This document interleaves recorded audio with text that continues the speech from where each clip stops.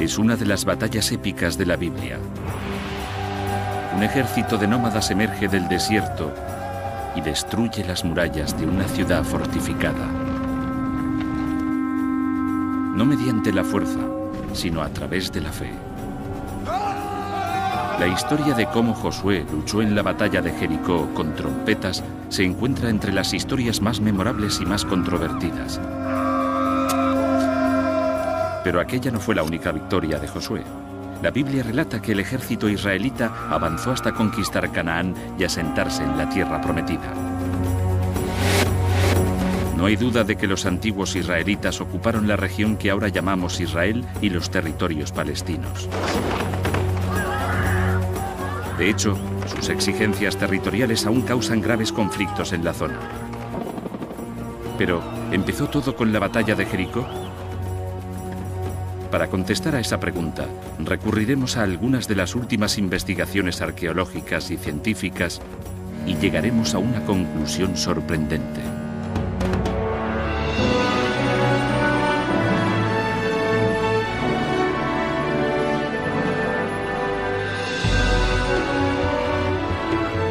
Misterios de la Biblia. Las murallas de Jericó.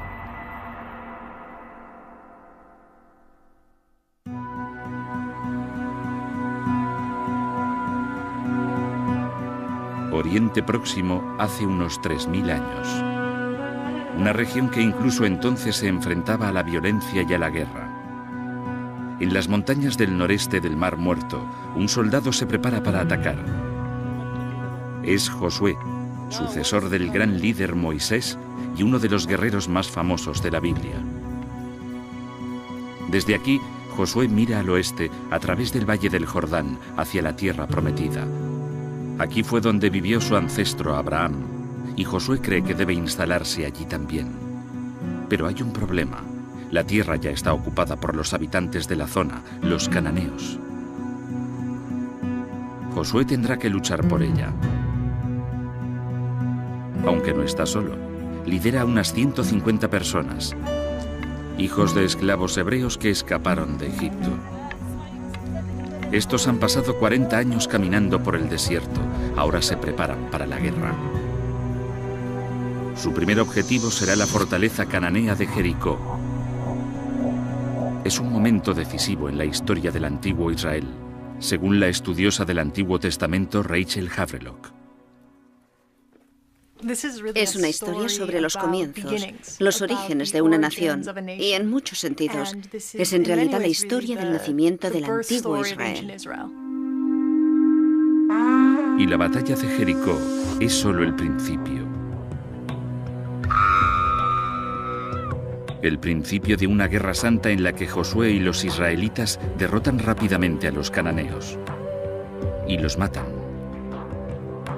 La historia es sorprendente y aún no ha acabado. La guerra de Josué continúa hoy en día. Por un lado están los palestinos, que dicen ser descendientes de los cananeos, y por otro los israelíes, que dicen ser descendientes de los israelitas. Y los dos siguen intentando recuperar la misma tierra, así que lo que pasó hace 3000 años sigue ocurriendo en la actualidad. Pero si Josué mató a los habitantes de Canaán y ocupó su tierra, debió de dejar pruebas.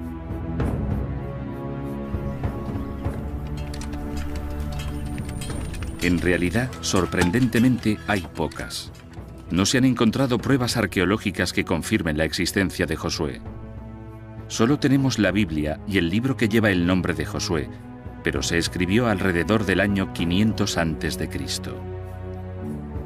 Más o menos 1000 años después de que Josué llevara a cabo aquella conquista. A pesar de aquello, muy pocos estudiosos afirman que la historia sea una invención. Muchos creen que podría estar basada en hechos reales.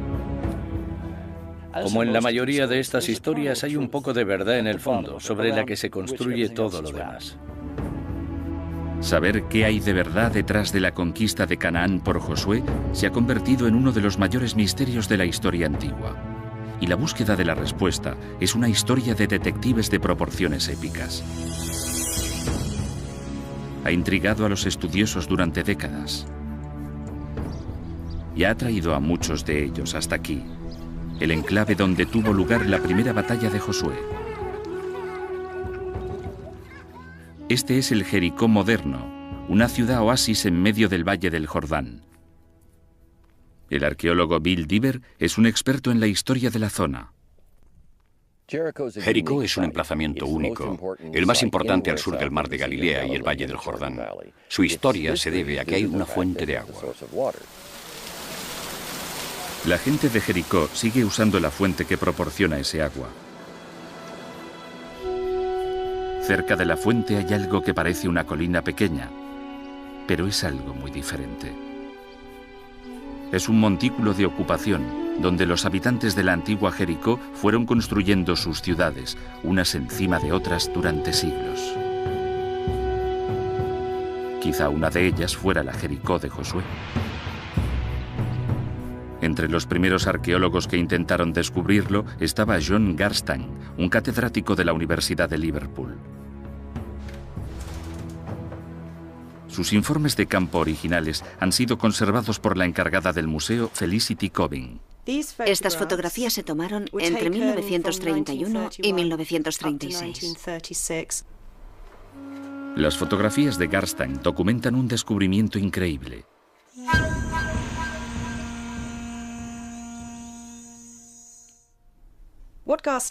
Lo que descubrió Garstang, que según él creía estaba directamente relacionado con la historia bíblica de la conquista de Jericó por Josué, fueron dos fuertes muros defensivos paralelos en la cima de la colina de Jericó.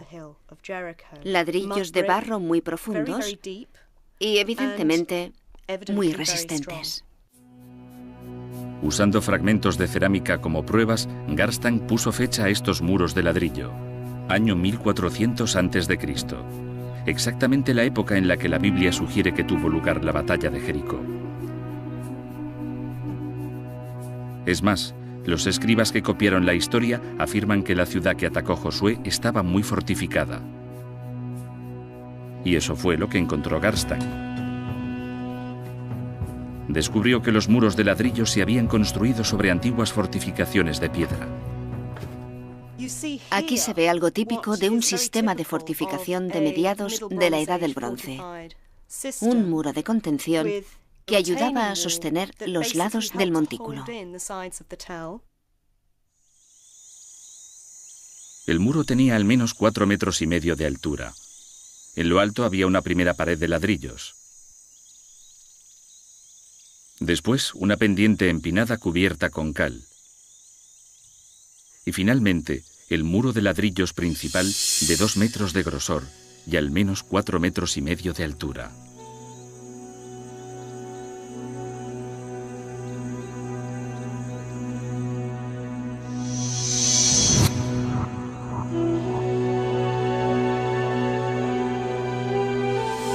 Para un ejército invasor, el antiguo Jericó debía de ser una visión desalentadora, amenazante, elevada 15 metros sobre el valle.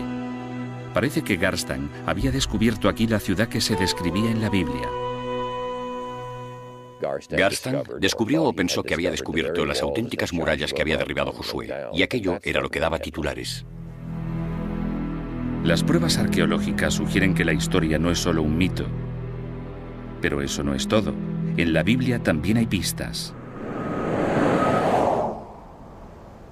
El libro de Josué contiene el relato creíble de una antigua batalla, según el arqueólogo e historiador militar Eric Klein. En cuanto a la historia, es totalmente plausible que Josué quisiera atacar Jericó. El hecho de que Jericó fuera un oasis lo convertía en un lugar extremadamente valioso, con provisiones de comida y bebida. Además, está de camino a las tierras altas centrales. Si quieres hacer esa ruta, tienes que atacar Jericó. No hay manera de evitarlo. Y no solo es verosímil el campo de batalla, sino también la forma en que Josué dirigió la batalla. Según el texto, Josué parece ser un líder militar excelente. Es un general muy bueno, lo compararía con Patton o Montgomery. Como esos generales en la Segunda Guerra Mundial, la historia relata que Josué basó su estrategia en un punto clave, la inteligencia militar. Según la Biblia, Josué envió espías israelitas a explorar la ciudad. Sus soldados se infiltraron con éxito en Jericó, pero entonces hicieron algo inesperado. Nuestros trabajadores espías van inmediatamente a una posada que lleva a una prostituta.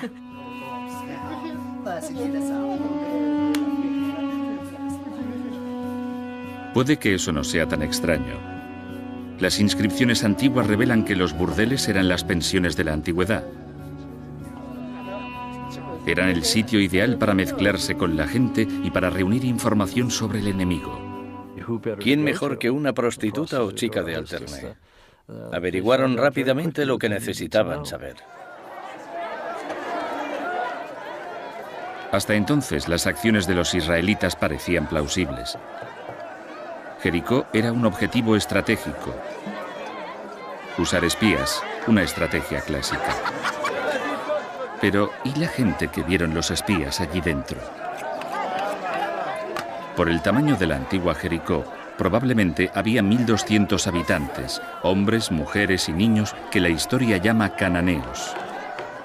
Nuevamente, la historia de la Biblia concuerda con los descubrimientos arqueológicos. Buscando en las afueras de Jericó, los excavadores encontraron algo extraordinario. Tumbas. Contenían esqueletos de 3.500 años, esqueletos cananeos enterrados con sus objetos funerarios, que unían a la gente de Jericó con un mundo más grande, en una verdadera cultura cananea, cuyas ciudades se extienden por lo que hoy es Siria, Líbano, Israel y Jordania. Pero según el arqueólogo Jonathan Tabb, se saben más cosas de los cananeos históricos de lo que dice la Biblia. Creo que mucha gente que se guía por la imagen bíblica ve a los cananeos como gente malvada. No lo eran. Eran gente muy urbana y sofisticada. Y lo sabemos por las joyas, el metal e incluso las ollas y sartenes de la vida diaria, que por lo general eran muy refinadas. Les gustaban las cosas buenas de la vida. La arqueología ha revelado que los cananeos fueron los primeros en usar un alfabeto. Un sistema de 40 letras que reemplazó el viejo lenguaje de signos llamado cuneiforme. Y eso condujo a la escritura que usamos hoy. Los cananeos eran grandes comerciantes.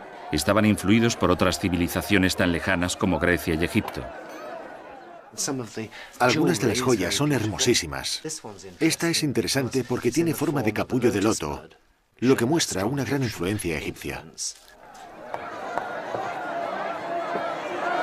La historia omite estos detalles positivos. No es sorprendente. En la Biblia, los cananeos son los grandes enemigos de los israelitas. Los espías de Josué debieron de tener muchas cosas sobre las que informar. Pero como en muchas operaciones militares, su misión era arriesgada. La Biblia relata cómo el gobernador de Jericó se enteró de que la prostituta llamada Rahab cobijaba a los espías. El dirigente de Jericó intentaría encontrar a esos espías estuviesen donde estuviesen. ¿Por qué sabe o cree que están en casa de Rahab? Supongo que tenía su propio servicio de inteligencia. Según la historia, Rahab se enfrentaba a una difícil elección: entregar a los espías para que fueran torturados y asesinados o convertirse en una traidora y protegerles.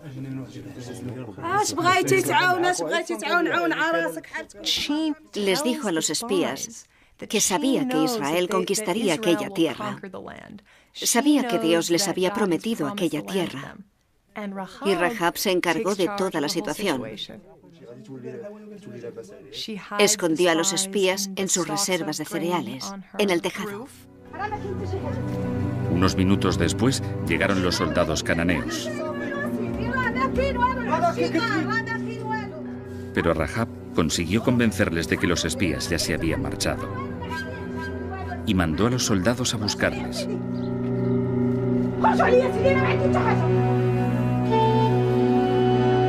Antes de ayudarles a escapar, Rahab les hizo prometer que la protegerían a ella y a su familia durante la batalla.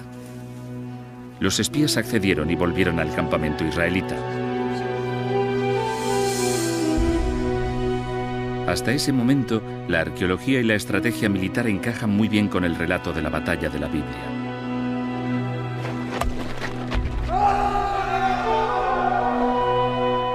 Pero la parte esencial de la historia la constituye el avance de Josué hacia Jericó y el uso de las trompetas para conquistar la ciudad.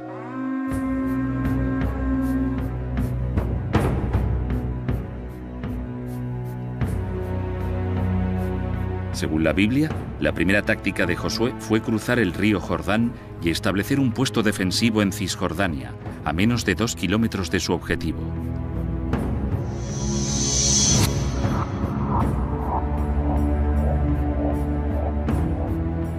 Lo que hizo a continuación debió de sorprender a todo el mundo. En lugar de dirigirse hacia Jericó, ordenó a sus tropas, acompañadas por sacerdotes que hacían sonar trompetas, que marcharan a su alrededor una vez al día durante 6 días.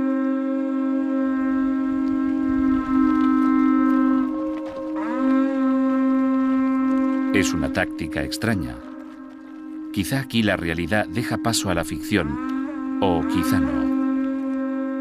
La historia narra cómo otros ejércitos usaron la misma estrategia.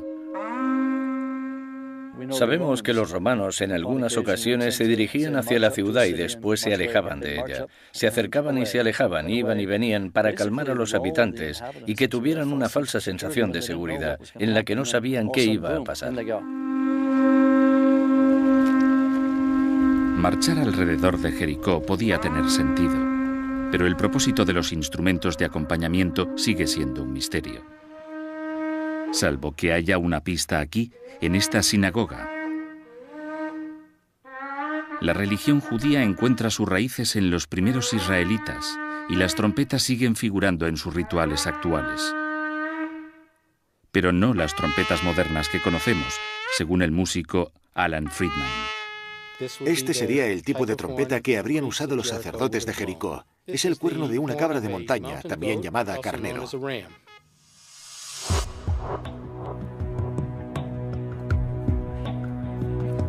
La trompeta de cuerno de carnero guarda especial interés para el especialista de sonido David Lubman. Es un experto en el papel del sonido en las religiones antiguas y está especialmente interesado en la historia de Josué.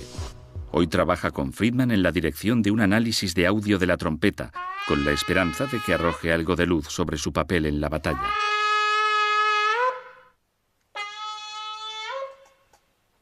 De vuelta en su laboratorio, Lubman analiza los resultados. Sabe muy bien que el sonido puede tener un uso militar.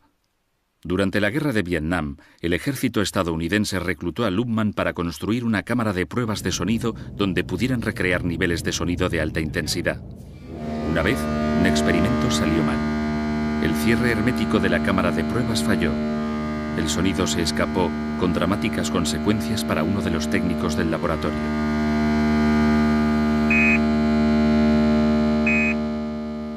Uno de los técnicos, perfectamente sano y estable, al oír el sonido huyó, escapó aterrorizado y no volvió hasta muchas horas después. No quisimos decirle nada, pero de esa magnitud era el poder del sonido para asustar y sobrecoger a la gente.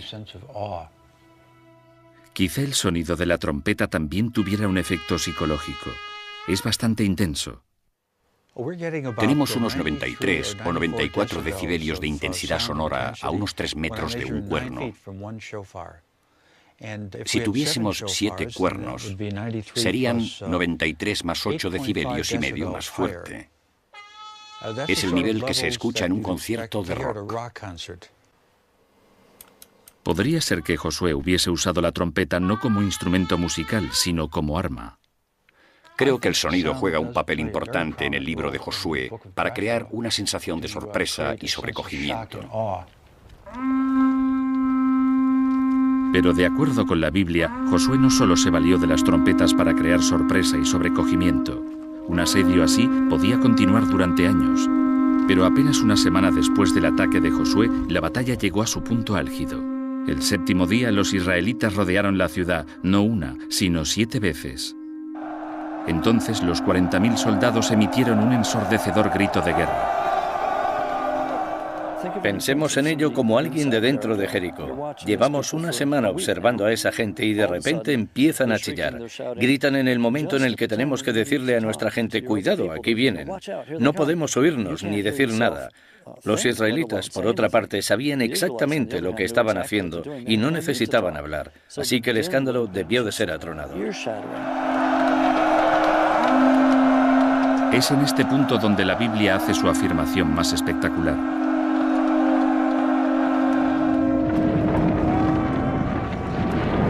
Ese escándalo, que iba en aumento, hizo que se derrumbaran los ladrillos de los muros de Jericó, lo que permitió a las tropas de Josué trepar por encima de los muros caídos para atacar a los soldados cananeos y para masacrar a todos los que había dentro.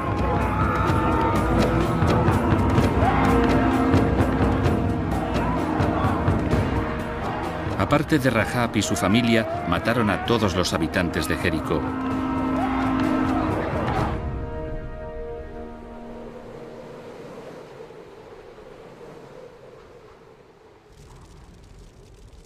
E incendiaron su poderosa ciudad.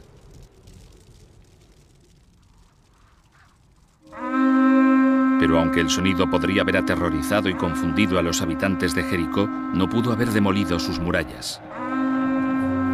¿O sí?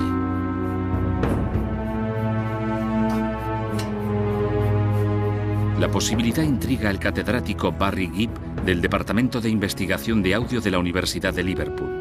Ayudado por su colega Gary Schiffer, examina el impacto físico del sonido sobre objetos sólidos.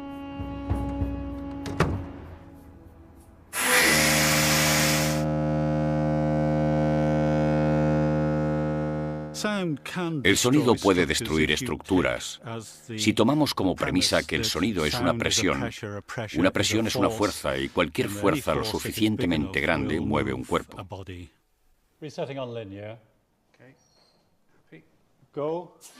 Gibb y Schiffer están haciendo experimentos para entender el principio científico exacto que se oculta tras el fenómeno.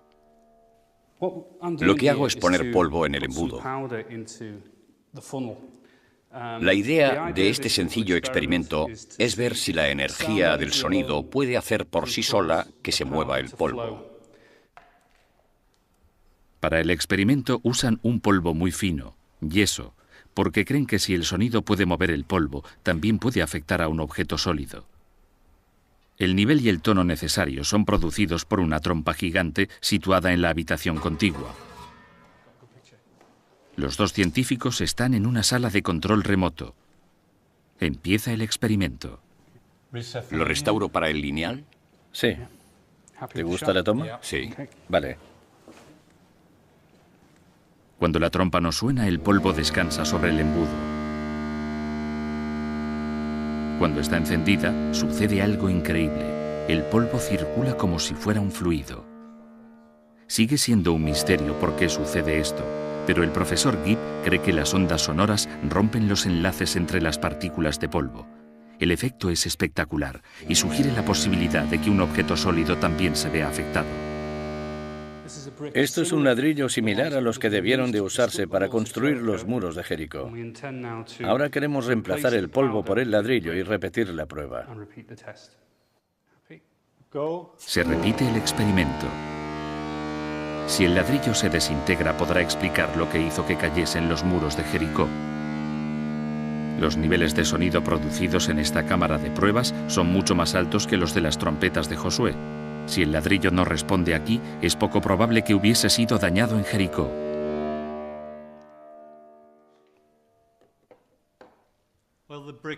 Bien, el ladrillo no ha sufrido alteraciones en este experimento preliminar.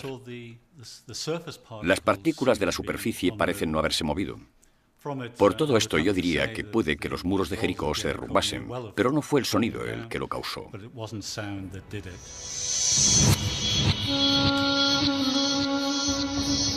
Claro que el hecho de que el ladrillo no se haya visto afectado por estas pruebas no significa que los muros de Jericó no cayeran, ni que la ciudad no se saqueara ni incendiara. Ni mucho menos. Tal y como revelaron las excavaciones de los años 30 de Garstang, los muros que Garstang pensó que estaban relacionados con la conquista de Josué mostraban claras señales de daños y destrucción, como se puede ver en algunas de sus fotografías. La arqueología también apoya otra de las afirmaciones de la Biblia, que Jericó fue incendiado. Probablemente lo más sensacional que descubrió fue la destrucción total a causa del fuego de las murallas y puertas de la ciudad, de las tiendas y las residencias, pruebas realmente dramáticas de aquella destrucción. Ahora está claro que el sonido de las trompetas por sí solo no podría haber causado tal devastación. Aún así, muchos de los detalles encajan. Los documentos arqueológicos parecen concordar notablemente con el destino de Jericó que se describe en la Biblia. Pero si las trompetas no derrumbaron los muros de Jericó, ¿qué lo hizo? Quizás haya una pista al principio de la historia.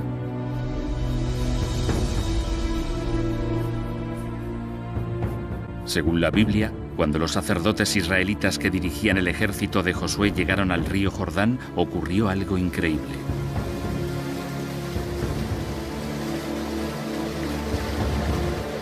El nivel del agua descendió.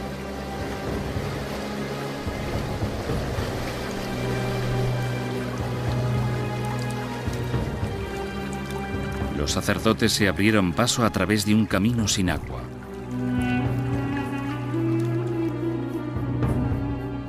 Fue un momento milagroso, pero no el único. El río Jordán también dejó de fluir en julio de 1927, y estas fotos de la época nos explican por qué.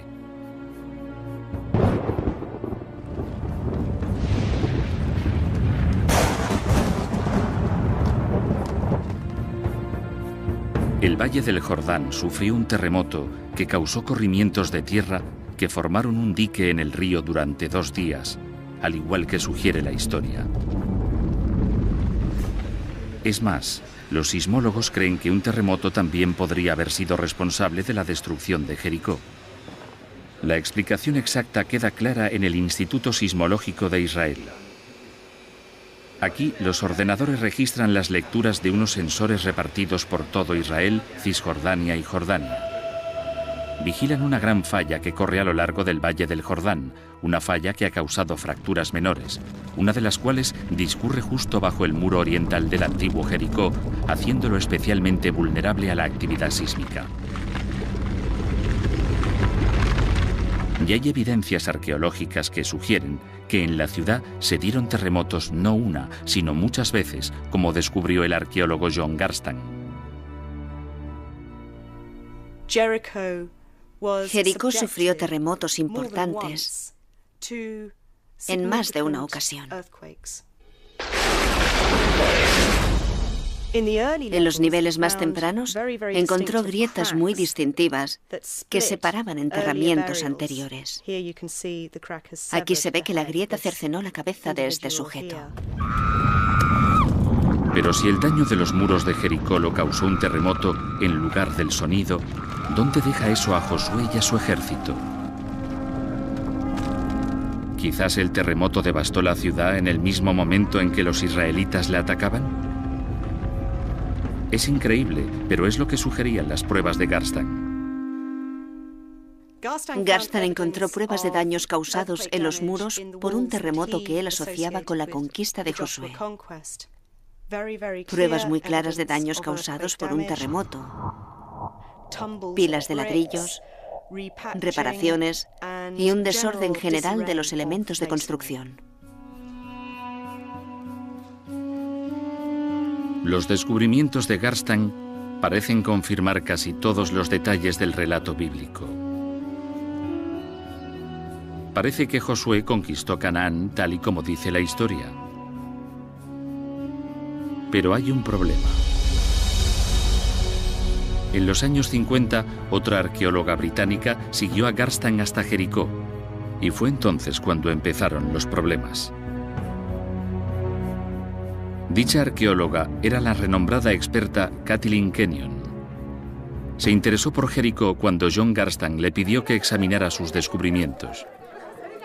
En 1952, Kenyon inició su propia excavación épica. Kathleen Kenyon pudo examinar al detalle las fases tan complejas de la ocupación de Jericó. Pudo ver muchas cosas que se le habían escapado a Garstang. Lo que Garstang había pasado por alto eran pruebas importantísimas que contradecían su fecha de la destrucción de Jericó. En lugar de caer en el año 1400 a.C., como creía Garstang, Kenyon concluyó que los muros se habían derrumbado 150 años antes, en el año 1550 a.C. Si ella tenía razón, Jericó ya estaba en ruinas mucho antes de que Josué pudiera salir de Egipto. Un terremoto pudo destrozar sus muros, pero no coincidía con el ataque de Josué, como Garstang había pensado. Y ese no es el único problema al que se enfrenta la versión tradicional de la heroica conquista de Josué. Si los israelitas hubieran llegado a Jericó en el año 1400 a.C., las excavaciones de Kenyon se habrían encontrado con una ciudad muy diferente a la descrita en la Biblia. Las defensas habían caído en desuso. Estaba totalmente indefensa. Había muy poca población. Para ser sincero, no habría sido una gran conquista. Pero si la batalla de Jericó era innecesaria, hay que preguntarse por qué la llegada de los israelitas se describe como una conquista. La Biblia dice que la invasión de Josué no se limitó solo a Jericó. Destruyó también otras ciudades. Los expertos que excavaron esos lugares al final se encontraron con problemas similares. La arqueología muestra que la mayoría de lugares que se supone que fueron conquistados por los israelitas ni siquiera estaban habitados en aquella época, y los lugares en los que hemos encontrado indicios de destrucción no son los mencionados en el texto bíblico. Parece que la arqueología ya no apoya la historia de Josué. Y cualquier duda que hubiera podido quedar se desvaneció cuando los historiadores se dieron cuenta de que ningún ejército israelita, por poderoso que fuera, podría haberse deshecho de los cananeos. En el año 1400 a.C., las fuerzas egipcias habían convertido Canaán en parte de su poderoso imperio dorado. Los egipcios no iban a permitir que Josué invadiera su territorio. Es inconcebible que el antiguo Israel se estuviera desarrollando en el momento en que el imperio egipcio estaba en pleno apogeo. No tiene ningún sentido. De hecho, casi todas las pruebas desenterradas desde los años 50 han revelado una gran discrepancia entre la historia y la Biblia. Jericó era un pueblo, no una ciudad amurallada. No hay más señales claras de las batallas de Josué. Y Canaán era una colonia egipcia. Histórica y arqueológicamente apenas hay pruebas de destrucción, y desde luego no las hay en el siglo XV a.C., cuando, según la cronología bíblica, tuvo lugar dicha destrucción. Creo que podemos decir con seguridad que casi ningún arqueólogo o estudioso bíblico actual cree literalmente la historia de Josué y la caída de Jericó. La milagrosa batalla de Josué parece ser un mito, después de todo. Pero eso da pie a una nueva y emocionante pregunta. Si los israelitas no invadieron Canaán, ¿cómo llegaron allí? Para contestar a esta pregunta, necesitamos un punto de referencia, la primera fecha que con seguridad evidencia que los israelitas se encontraban en Canaán. Solo así podemos reconstruir lo que realmente ocurrió. Ese punto de referencia nos lo proporciona un interesante descubrimiento hecho en Egipto. Esta es la estela de Merentá, el documento de una campaña militar egipcia en Canaán dirigida por Merentá, hijo del faraón Ramsés II.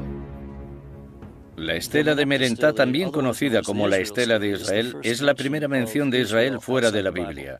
Creemos que data más o menos del año 1207 a.C.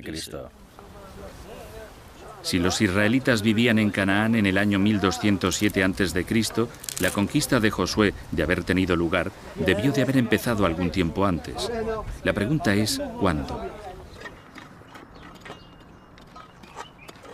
No hemos encontrado pruebas de una conquista en el año 1400 a.C., la fecha tradicional. Sin embargo, hay pruebas significativas unos 150 años después.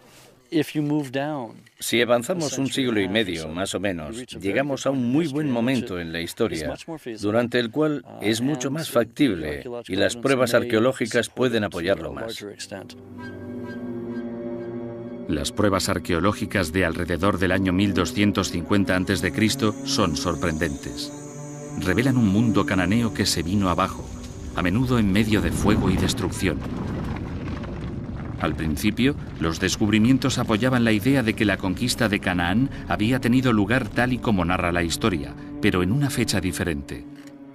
Esas esperanzas pronto se desvanecieron cuando otras excavaciones en el resto del Mediterráneo oriental revelaron algo completamente inesperado.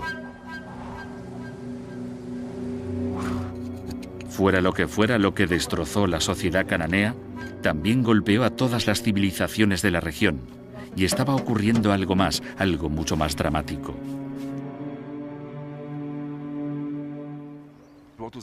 Lo que sucedía en realidad era una de las mayores revoluciones en la historia del mundo. La total aniquilación del mundo antiguo y la aparición de algo completamente diferente. La causa de la catástrofe es un misterio. Pero una nueva idea muy controvertida que la explica puede revelar también cómo tuvo lugar la conquista de Canaán en realidad. La teoría tiene que ver con la destrucción. No la destrucción infligida por un general militar, sino por la madre naturaleza. La idea también tiene que ver con terremotos.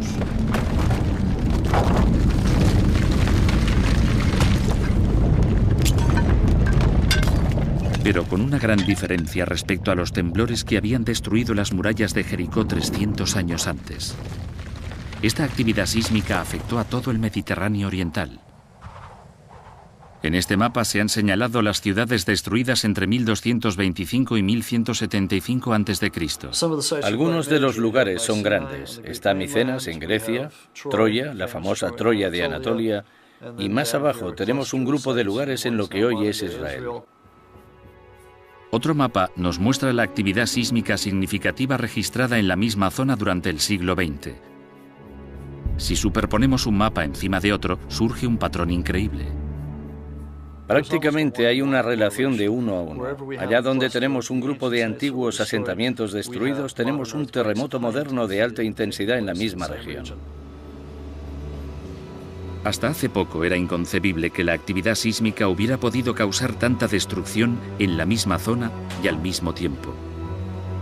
Pero ahora puede explicarse a través de un fenómeno sísmico llamado tormenta de terremotos. Durante el último siglo, los estudiosos que observaron la actividad sísmica en Turquía se dieron cuenta de que los terremotos avanzaban por la falla de Anatolia Norte. Solo durante los últimos 4 años, los temblores han causado 18.000 muertes y han dejado sin hogar a innumerables personas. Parece que si no hay un terremoto grande que libere toda la tensión de la falla inmediatamente, a veces hay un terremoto más pequeño que libera la tensión en una parte de la falla y pone presión en el siguiente segmento, que al final se deshará de ella, y así hay un alivio de la tensión a lo largo de la falla.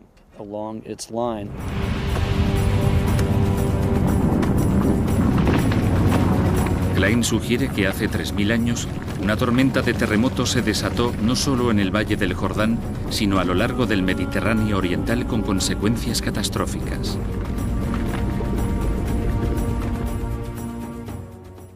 Creo que las rutas comerciales se cortaron. Al final iba a llegar una rebelión interna cuando la gente tuviera hambre y se acabaría con una caída del sistema en la que todo fracasaría. Y fue la catastrófica caída del viejo orden mundial, incluida la civilización cananea, lo que explicaría cómo se asentaron en Canaán los primeros israelitas. No mediante la conquista, sino gracias a un simple oportunismo. Era una época en la que podían aparecer nuevos grupos, establecerse tanto ellos como los israelitas, y aquella gente a la que llamamos israelitas o protoisraelitas se aprovechó de la agitación para entrar en zonas que no estaban densamente pobladas. Esto se aleja mucho del relato de la Biblia. Pero si Josué y los israelitas entraron en la tierra prometida, así, por infiltración más que por conquista, en los documentos arqueológicos tendrían que aparecer señales delatoras de un nuevo pueblo. Al principio no había tales pruebas. Durante los años 80, unos arqueólogos que excavaban las tierras altas de Israel y Cisjordania empezaron a encontrar lo que buscaban. Restos de cientos de pequeñas comunidades granjeras muy distintas a los edificios cananeos conocidos.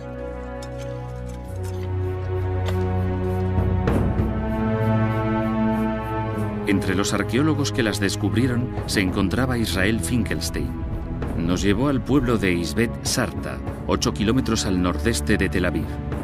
Un pequeño yacimiento que había excavado por primera vez hacía 25 años. El yacimiento está cubierto de vegetación, pero aún se pueden ver algunos de los edificios. En particular, la silueta de un nuevo tipo de vivienda, una granja de 4 habitaciones totalmente diferente a la arquitectura cananea. El edificio está aquí. Tiene un patio central en el medio y 2 pasillos a los lados. Estaba rodeado de silos para guardar cereales y había más edificios en las afueras. Las pruebas que sugieren la idea de que los nuevos habitantes eran israelitas y no cananeos se encuentran en su dieta. Durante el período que los arqueólogos llaman la primera edad del hierro, no había rastros de huesos de unos animales comunes en Canaán, pero prohibidos en la Torá, los cerdos. Vemos algo interesantísimo y nuevo en su comida, en sus prácticas culinarias.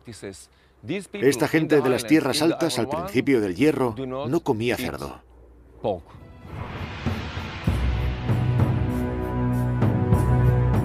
Esta idea de un asentamiento pacífico en Canaán ha sustituido la creencia de que los israelitas llegaron a Canaán tras una conquista militar. Pero como consecuencia de esta conclusión, los arqueólogos empezaron a ponderar una situación nueva y aún más notable. ¿Y si en realidad los antiguos israelitas no hubiesen llegado nunca a Canaán? ¿Y si siempre hubiesen vivido allí? Excavaciones posteriores en 4 habitaciones de las granjas sugieren que esta posibilidad es plausible. Existen diferencias entre esta nueva cultura y la de los cananeos. Pero también hay similitudes sorprendentes. Cuando los arqueólogos empezaron a comparar la cerámica de los granjeros de las tierras altas con la de la vieja población cananea, descubrieron algo asombroso. La antigua sociedad israelita era, en muchos aspectos, un reflejo pobre de la sociedad cananea. No era tan elegante ni tan sofisticada, pero era exactamente la misma. En la costa de Siria se encontraron más paralelismos entre las culturas israelita y cananea. Los arqueólogos que excavaban aquí, en Ugarit, descubrieron un archivo de tablas de arcilla que revelaba detalles de la religión cananea. Hay una tabla que narra la historia de un rey cananeo llamado Keret y de sus conquistas militares. Uno de sus métodos para hacerse con una ciudad fue caminar a su alrededor y hacer sonar sus trompetas. Y sorpresa, las paredes se vinieron abajo. Todos estos paralelismos apuntan a una nueva teoría radical que dice que los cananeos y los israelitas no solo eran similares, eran idénticos. Es una idea controvertida, pero parece apoyada por los descubrimientos de las pruebas genéticas.